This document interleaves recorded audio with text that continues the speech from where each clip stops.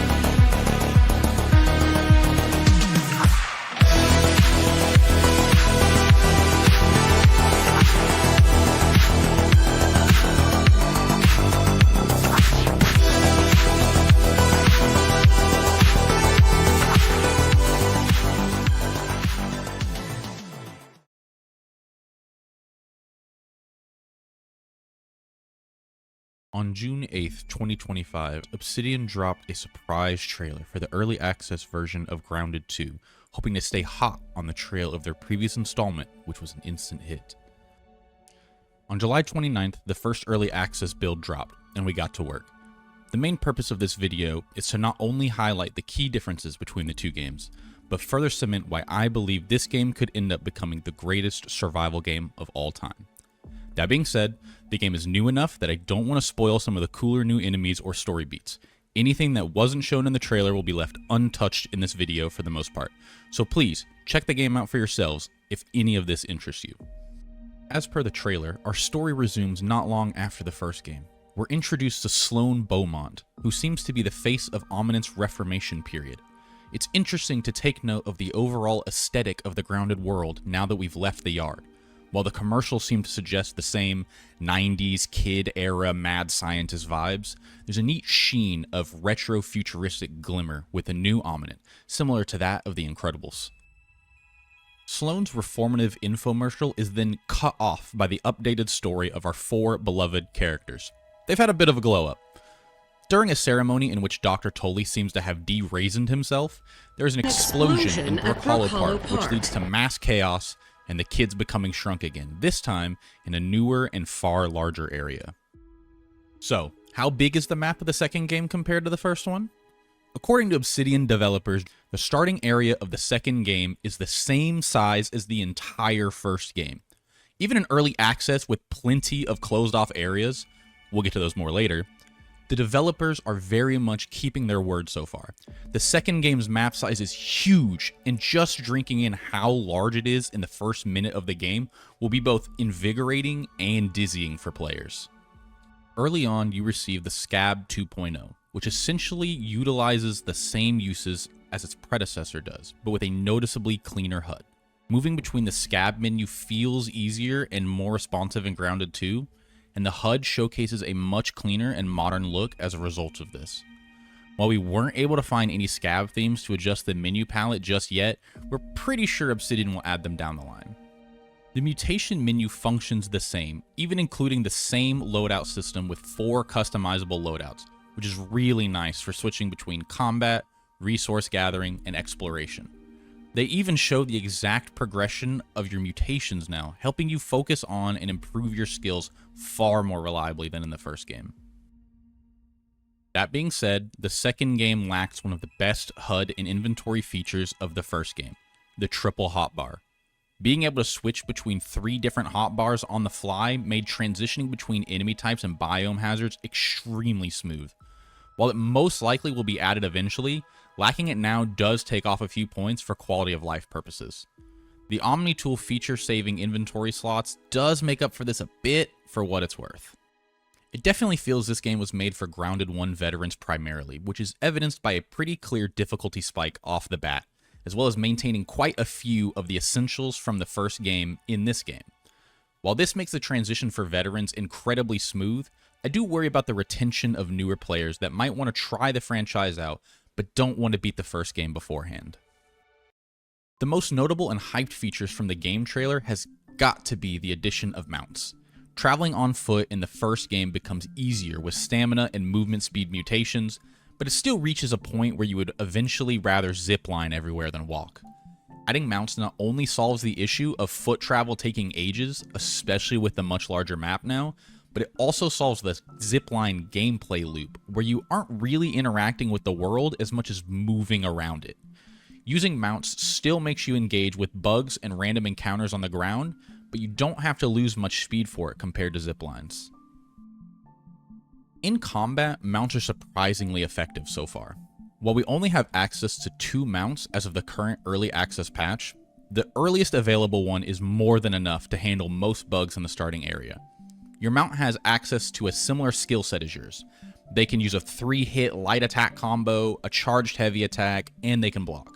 When you're riding them, you can control all of these attacks manually, of course, but even when you jump off of your mount, they'll defend you if a fight begins nearby. It's worth noting that when your mount's HP depletes, they do go down, but you're still able to revive them like you would another player. If you can't revive them in time, they disappear for a bit to recover. As of right now, we don't believe there's any way for mounts to permanently die, which is pretty nice given how easy it is to stumble upon much stronger bugs on accident. Outside of combat, mounts are pretty dang fast. Their stamina seems to be lacking at the start, but there are probably future armors or effects that will help this out later. You unlock the first mount, the Red Soldier Ant, pretty early on in the story by completing a challenging quest for an egg and then placing that egg in the hatchery.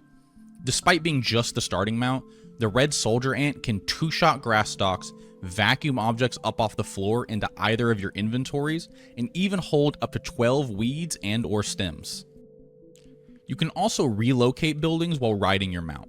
All of these features make building and collecting much more streamlined and engaging. Mounts are a definite win in my book so far. Mounts can also recruit nearby bugs of the same species, which temporarily makes them follow you and aid you and your mount in combat. The hatchery isn't the only thing you unlock early, thankfully. Veterans of the first game will remember that certain objects were locked off until the mid or late game, like magic staves or the cookery, for example. Both of these things are available early on in Grounded 2, which not only aids the gameplay loop progression for veterans, but it'll also allow newer players to experiment with all types of weapons before deciding on their main ones. There's also a new weapon type, dual-wield weapons, that is available early on as well. So far, both of the dual-wield weapons have been claws, which leap forward on their charge attack and have a quick 3-hit combo. The claws are super fun, and I can see them being used in an on-hit, poison/bleed DPS build quite effectively. Bows have also gotten a bit of an upgrade, now possessing a charge attack of their own. When the bow glimmers gold, you can release the arrow to do bonus damage, which is multiplied even further if you hit the bug's weak spot. The bugs themselves now have their own form of blocking, making combat a lot more cat and mouse-like. You'll definitely need to make use of the new dodge mechanic to maximize your combat potential. The new biomes are absolutely gorgeous and give me a true sense of awe while also maintaining the same theme as the first game. In the starting area, there are 3 major biomes to tackle: the garbage can, the picnic table, and the ice cream truck. 2 of these biomes will sound familiar to Grounded 1 veterans, and the ice cream truck tends to function similarly to the sandbox in the first game, the key difference being that you'll gain a chilling effect instead of a sizzling one.